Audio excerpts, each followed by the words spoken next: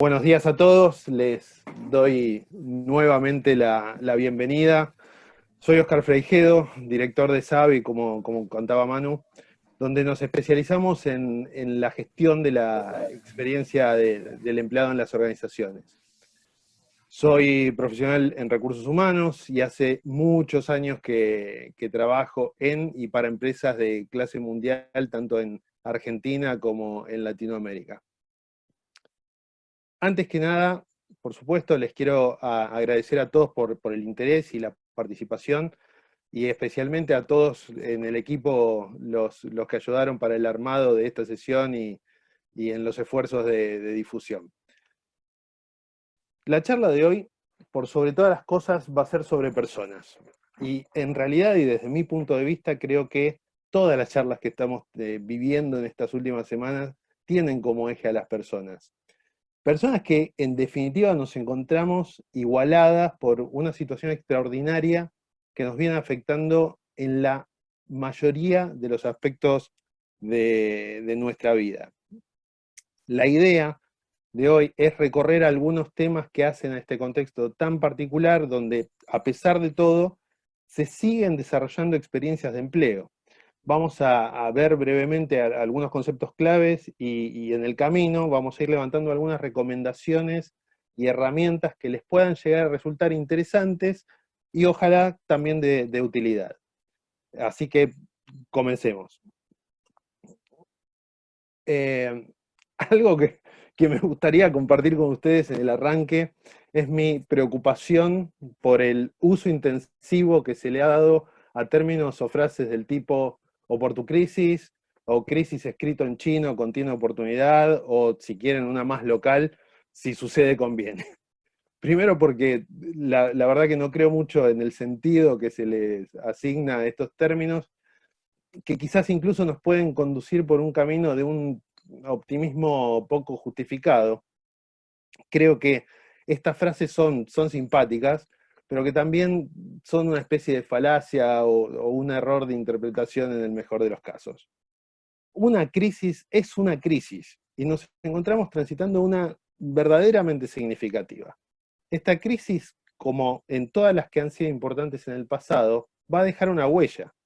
En los extremos va a dejar personas y negocios fortalecidos y por el otro lado otros sumamente debilitados. Eventualmente esta cuestión de las oportunidades podrá aparecer, pero no necesariamente. En principio digo, la palabra crisis no tiene un significado negativo per se. La crisis es ese momento en que la rutina que teníamos, que veníamos llevando, dejó de servirnos como guía y necesitamos optar por un camino alternativo. Hay algo que no se menciona tanto y es que el término crisis está vinculado en su etimología con la palabra crítica y con la palabra criterio. Y en esa zona es donde me siento un poco más a gusto y hoy vamos a intentar ir por ahí. Retomando una frase que usamos en algún post donde decíamos que en algún sentido el COVID-19 parece habernos puesto en el mismo juego, es evidente que nos atraviesa todo. Sin embargo, la forma en que las personas y las empresas transitan este momento depende en gran medida de los recursos de los que disponen. Se habla mucho sobre un impacto social colectivo con frases del tipo nos cuidamos entre todos, pero en la realidad, en los hechos, asoma lo individual, lo particular. Vamos a un ejemplo simple. El aislamiento social es una medida generalizada a nivel nacional. Sin embargo, cómo cada uno vive ese aislamiento social va a depender de los recursos de los que disponga. No será lo mismo para una familia pasar estos días en una casa amplia con parque, pileta, quincho, etcétera, que hacerlo en un departamento chico o en una vivienda precaria. Coincidirán conmigo que la experiencia del aislamiento será muy diferente en cada caso. Para graficar esta situación a nivel de empresas, vemos este gráfico que desarrolló la consultora Ecolatina. Y acá abro un paréntesis con una primera recomendación sobre el uso de fuentes de información en estos días. Hay fuentes confiables, abiertas, gratuitas, y por ejemplo, la consultora Ecolatina realiza webinars semanalmente con información sobre contexto político, económico y financiero. Muy útiles, los súper recomiendo. volviendo al gráfico. En 2020 se prevé una caída del PBI a nivel país de un 4,3%, pero no todos los sectores de actividad van a estar afectados de la misma manera. Construcción, hotelería, restaurantes, comercios se van a encontrar afectados muy negativamente en su nivel de actividad, mientras que los sectores vinculados al agro y a la energía, por ejemplo, se podrán encontrar en el otro extremo.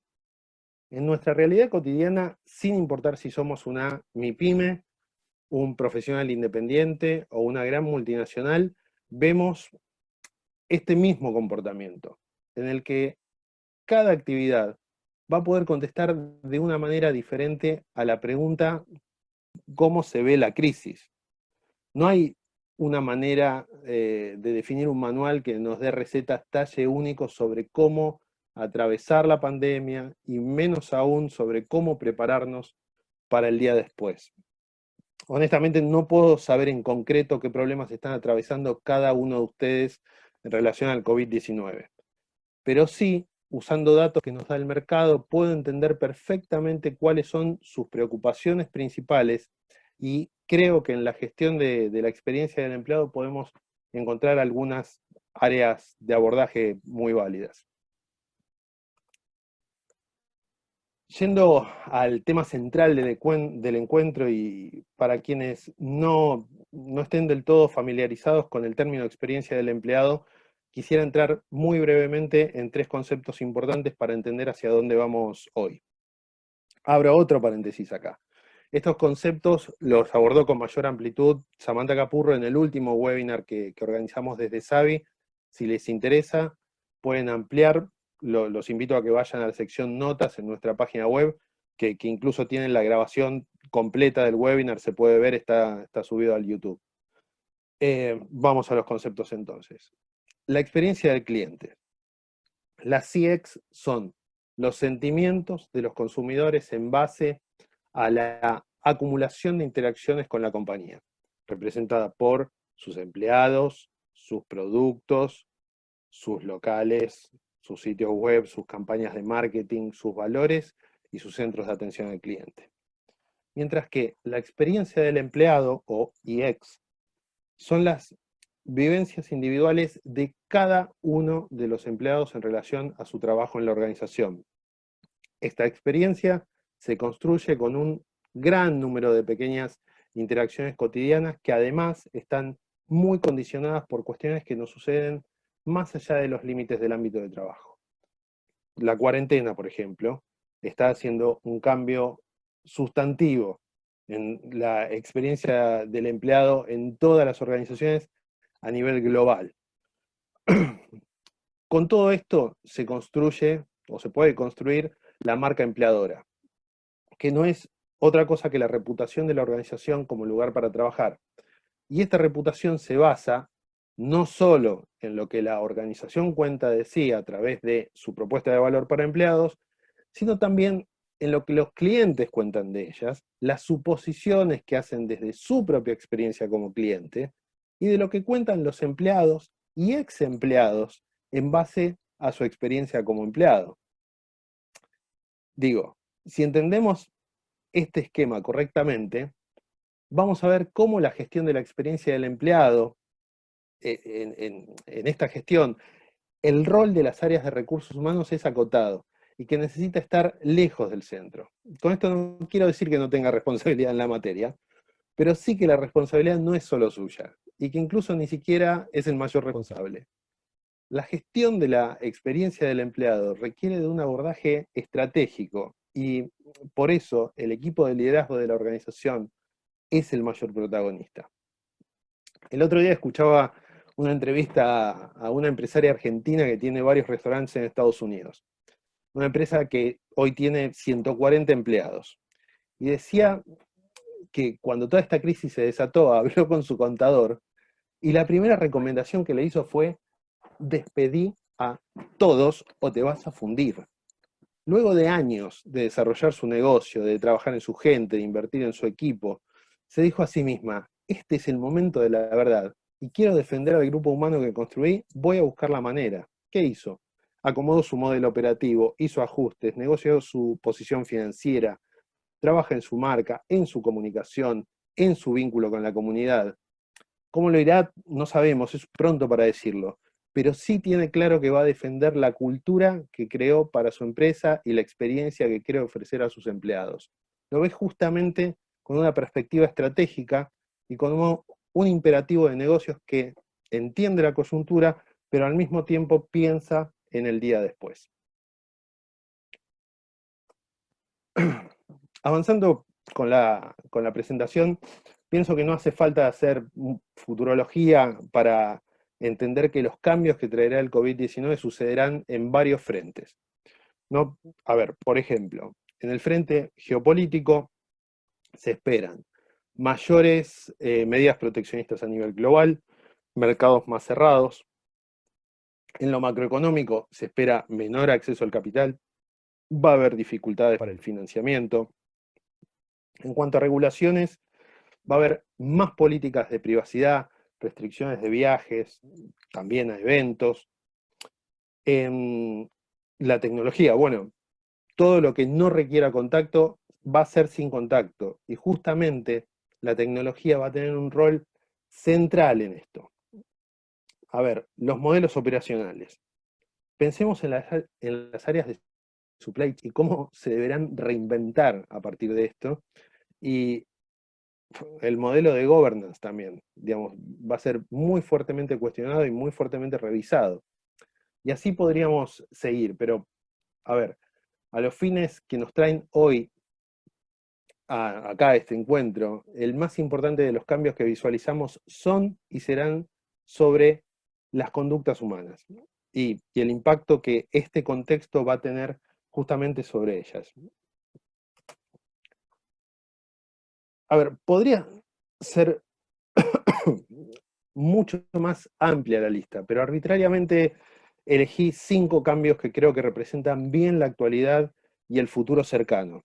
Todos ellos van a tener un impacto profundo en lo que en cómo nos relacionamos con nuestros clientes, con nuestros empleados, con nuestro entorno, hasta incluso con nosotros mismos.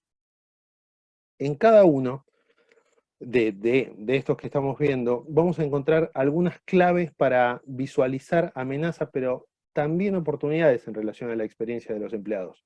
Ahora vamos a entrar uno por uno. A ver, desafortunadamente, muchas personas se van a sentir aislados, se enfrentarán a enfermedades, tendrán problemas en sus relaciones personales, en sus trabajos, quizás todo eso a la vez. Vemos que va a haber una marcada necesidad de asistencia terapéutica y coaching, que por ahora obviamente deberá ser de manera remota, ¿no?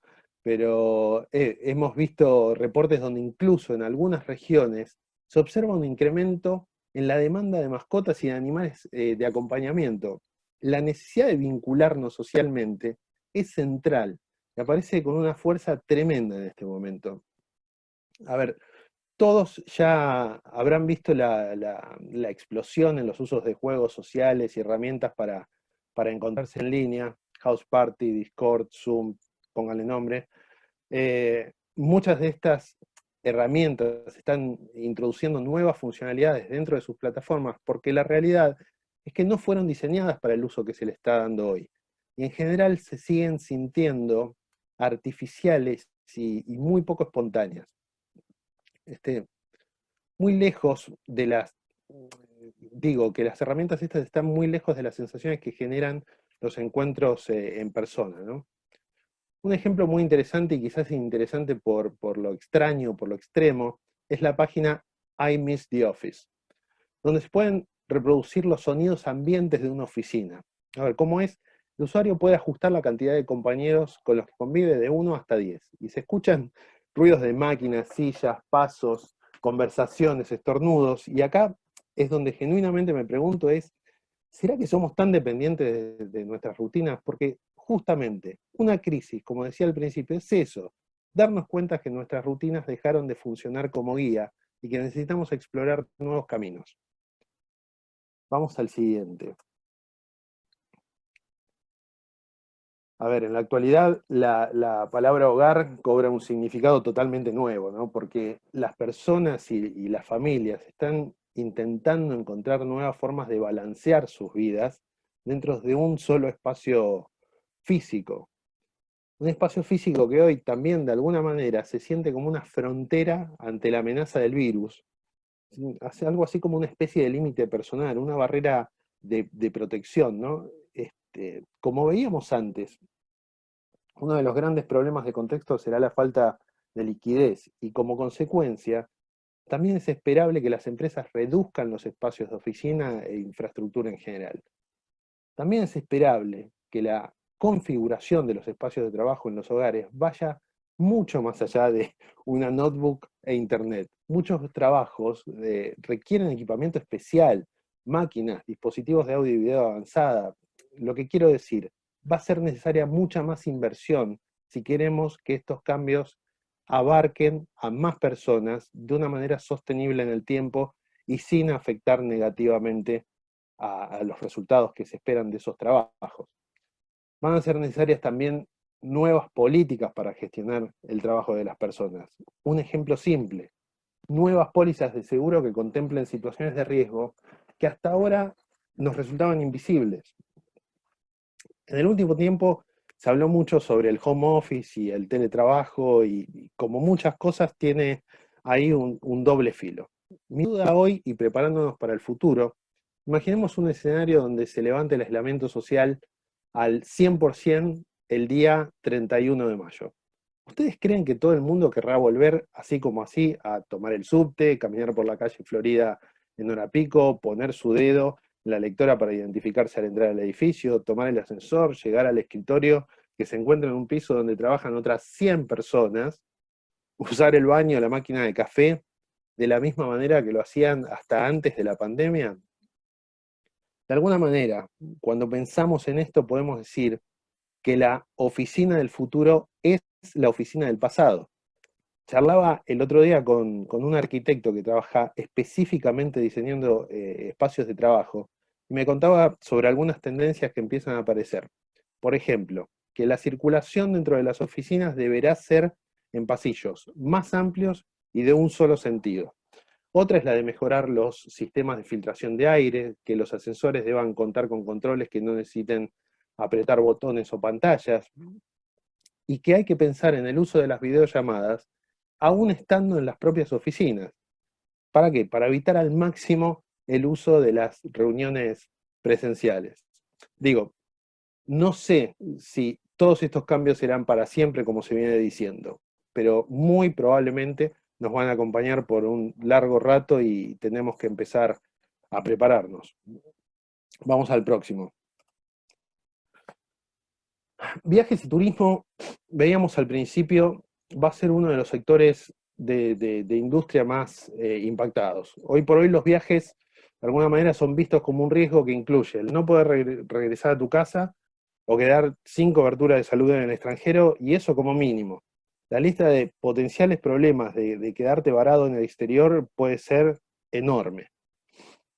Este punto, en combinación con el anterior que veíamos, terminan de definir un escenario de cambio en cuanto a la dinámica de trabajo. En lo inmediato es prácticamente imposible moverse a cualquier lado, digamos, incluso unos pocos kilómetros, hasta unas pocas cuadras. Pero, ¿cuánto tiempo nos va a llevar volver a una dinámica de viajes como estábamos habituados? El otro día hablaba con un laboratorio, con una empresa de farma muy importante, y me decía que el 30% del costo operativo total de ventas se encontraba asignado a gastos relacionados con viajes. La reconversión del relacionamiento con los clientes para empresas tradicionales como esta es algo que en la urgencia se encarga con bueno, mientras tanto lo manejamos de manera virtual. Pero ¿por cuánto tiempo lo pueden sostener si no se cambia el modelo operativo de manera más profunda? ¿Cómo se convertirán las áreas de supply chain, por ejemplo? ¿Qué habilidades debería desarrollar en todos aquellos que tienen contacto con los clientes? ¿Qué tipo de experiencia de empleo debería ofrecer para impactar correctamente en la experiencia de los clientes? Una de las tendencias que se ve a nivel global, es la capacidad que tengan las empresas de garantizar un producto o servicio higiénico. Y por higiénico me refiero en términos de limpieza, ¿no? El famoso lavado de manos, de pulcritud. La pandemia hizo que la confianza en este sentido se vea tremendamente afectada. Una habilidad que se deberá desarrollar es la de proyectar una imagen de seguridad a partir de ofrecer productos y servicios certificados desde el punto de vista de su higiene. Esto va a requerir desarrollar competencias que nos resultaban absolutamente invisibles para muchos trabajos hasta el día de hoy. Sin duda va a ser necesario incrementar la seguridad de los trabajadores primero y como consecuencia la de los clientes. Vamos al próximo. El comercio minorista va a ser otro de los sectores muy afectados. Obviamente no va a desaparecer, pero sí se espera una evolución y un foco en el desarrollo de estrategias para la entrega de productos o la forma en la que se brindan los servicios. Sin llegar a un altísimo grado de sofisticación, donde podríamos imaginar escenarios donde compramos servicios basados en realidad virtual, que de hecho sí los hay, podemos ir por algunas cuestiones más cercanas. Un ejemplo cotidiano de las últimas semanas, que el otro día lo charlaba con un colega. Hasta antes de la cuarentena era muy difícil en Argentina comprar un medicamento con cobertura en una farmacia si no se llevaba la receta del médico en papel, original y puntillosamente confeccionada. El contexto hizo que las farmacias acepten las recetas en formato electrónico prácticamente de un día para el otro. Lo que quiero destacar con este ejemplo es que evidentemente la situación de contexto puso a todos, digamos, disponibles para que esto pase.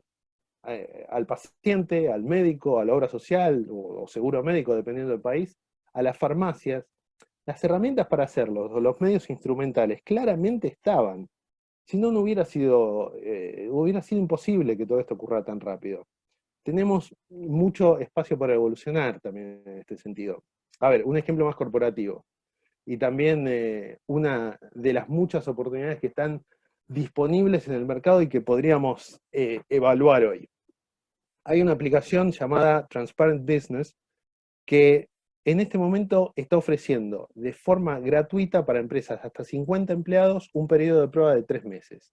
Se trata de una plataforma que ayuda a planificar y dar seguimiento a proyectos ejecutados por equipos remotos, midiendo incluso los niveles de eficiencia en términos de costo y de productividad. Créanme, es una herramienta muy potente. Vi una demo el otro día y me resultó súper interesante. Les recomiendo explorarla.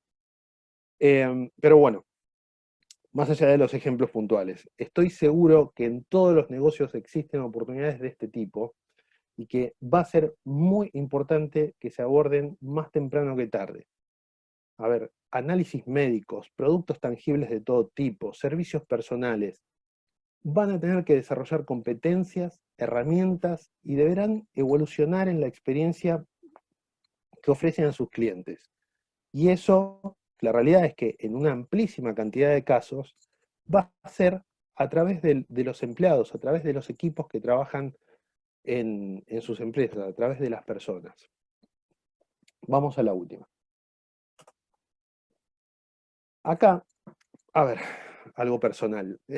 Quizás el motivo más importante por el que decidí hace muchos años de desarrollar mi carrera en recursos humanos tuvo que ver con la curiosidad que me despierta ese vínculo que existe entre las personas y sus trabajos. Como digo en el slide, para muchos su profesión, su trabajo o su rol es una parte muy significativa de su ser.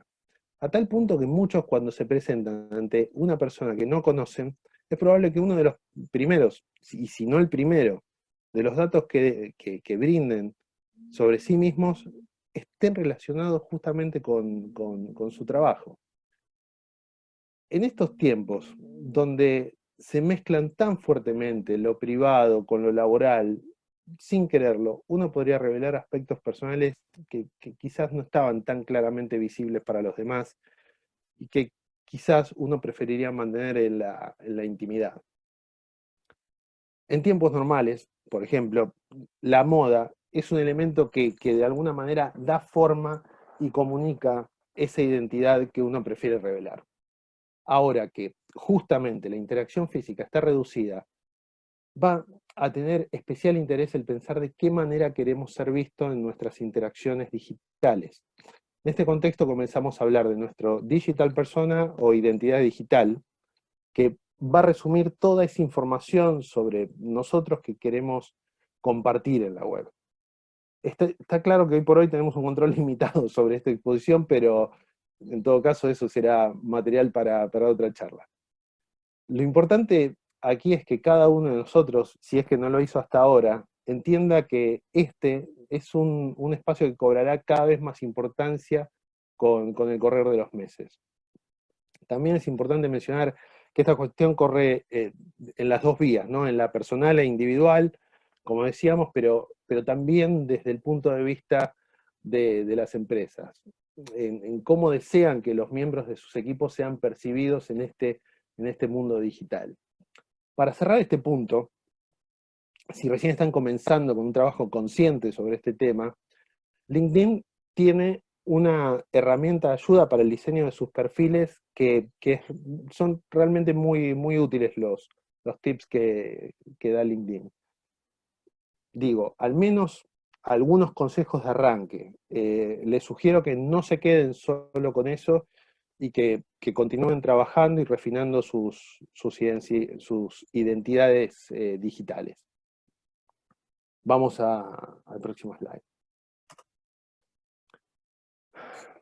Estoy realmente convencido que lo que digan y que lo que hagan las empresas en este momento tiene un peso enorme, importa muchísimo.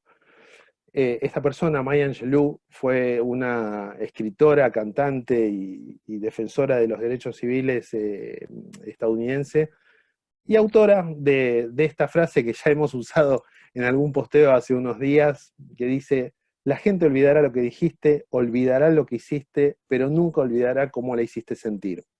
Y por eso cada palabra, cada acción, cada decisión debe tener un significado, un propósito claro, que no deberá descuidar el impacto emocional que tendrá en las personas a las que se dirigen en primer término, pero también en el entorno, que muchas veces se ve impactado aún sin que tengamos precisamente la intención.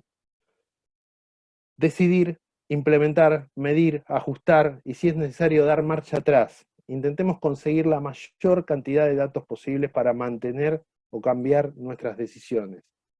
Esto último no es para nada fácil en un contexto donde hemos tenido que tomar muchas decisiones en muy poco tiempo. Estamos en lo que podemos denominar el horizonte cero. Y para cerrar, quiero que veamos el modelo clásico de los 3 horizontes de McKinsey, al que Felipe Castro, que es un experto en OKR, le sumó el horizonte cero. Es un modelo que nos puede ayudar a ordenar las prioridades en un momento como el actual, con una mirada al mismo tiempo en la preparación para la post-crisis. El horizonte cero nos ubica en la urgencia. Es entender el problema, tomar las decisiones urgentes que permitan mantener la sostenibilidad del negocio. Hoy, en gran medida, la mayoría de las empresas se encuentran acá, apagando incendios y aún intentando definir el alcance y magnitud de este problema. El desafío está en no quedar atrapados en este horizonte. Esto verdaderamente nos llevaría a un cuello de botella y nos haría muy difícil avanzar hacia escenarios con mejores perspectivas. En el horizonte 1, el centro es seguir haciendo bien lo que sabemos hacer bien. La clave acá es fortalecer al equipo y proveer las herramientas necesarias para que esto suceda. En el horizonte 2, pensando que los cambios van a ser masivos y a todo nivel, tenemos que darnos un espacio para pensar qué nuevos negocios podemos abordar a partir de este nuevo escenario. ¿Tengo el equipo que necesito para hacerlo? ¿Tienen las competencias necesarias para hacerlo? ¿Cuáles son los negocios que debo abordar? Y por último, para terminar de definir de manera genérica el modelo, el horizonte 3 que nos propone, justamente el modelo nos indica retomar la agenda de crecimiento del negocio, que quizás hoy parece algo lejano, pero también algunas buenas ideas pueden ir surgiendo en el camino. Quizás podría ser necesaria una reconversión total del negocio, adoptar nuevas tecnologías, reconvertir competencias del equipo de trabajo, abordar nuevos mercados, analizar posibilidades de alianzas estratégicas. En fin, hablando con varios colegas en las últimas semanas, observo una gran cantidad de empresas que están trabajando en base a parches. ¿Y el parche qué es, en definitiva? Es una solución provisoria que es buena, que va a servir, pero que solo, pero solamente hasta que se pueda volver a una situación normal. Trabajar en parches es quedar de alguna manera atrapados en ese horizonte cero, lo que nos va a llevar a un desgaste en la relación con los empleados y con los clientes. Para retomar esta agenda de crecimiento es necesario romper con el estancamiento y abordar los nuevos desafíos que se imponen. En los equipos de recursos humanos observamos que este modelo se encuentra, y voy a hablar en términos muy generales, funcionando de la siguiente manera. En el horizonte cero vemos todas las acciones que las empresas desplegaron ante la urgencia. Por ejemplo, los famosos comités de crisis, los protocolos sanitarios de prevención, modelos operativos de emergencia que incluyen, por ejemplo, los temas de teletrabajo, las líneas de ayuda a empleados y entre otra lista muy larga que puedo mencionar de acciones. En el horizonte 1 observamos acciones que intentan retomar la operatividad del área. Se replantearon prioridades y proyectos que se encontraban definidos en el plan anual y se pone foco en asegurar los básicos que permitan continuar a la empresa con sus actividades esenciales. En el horizonte 2 se comienza a implementar acciones tendientes a mejorar la experiencia de los empleados durante el periodo de crisis. Acá vemos una cantidad importante de iniciativas que se desplegaron que pueden incluir desde cuestiones vinculadas a bienestar, comunicación, entrenamiento, hasta temas vinculados con relaciones con la comunidad o responsabilidad social. Un tema importante que algunas empresas están haciendo es medir, especialmente cuando se trata de implementaciones. Esto les permite ajustar, reforzar o cambiar el rumbo sobre la marcha y, en definitiva, ver cuáles de estas iniciativas que surgieron en este momento podrían ser buenas ideas y mantener en el futuro. Y por último, en el horizonte 3, vemos, vamos a encontrar acciones que apuntan a lo que podemos denominar diseñar la nueva normalidad. Para esto es imperioso tener claridad en las metas. En este contexto necesitamos dar visibilidad sobre algunos objetivos de negocio y de la gestión de los equipos. Acceso a información, reconocimiento, reskilling, upskilling, cultura. Hay mucho que hacer con vistas al escenario de crecimiento futuro y es necesario abordarlo cuanto antes. De alguna manera necesitamos dejar de, y lo pongo en unas grandes comillas, dejar de pelearnos con los efectos de la pandemia, porque cuanto antes dejemos de añorar lo que era, más rápidamente estaremos en condiciones de construir lo que quisiéramos que fuera. Claramente tenemos un horizonte de mucho trabajo, mucho por hacer.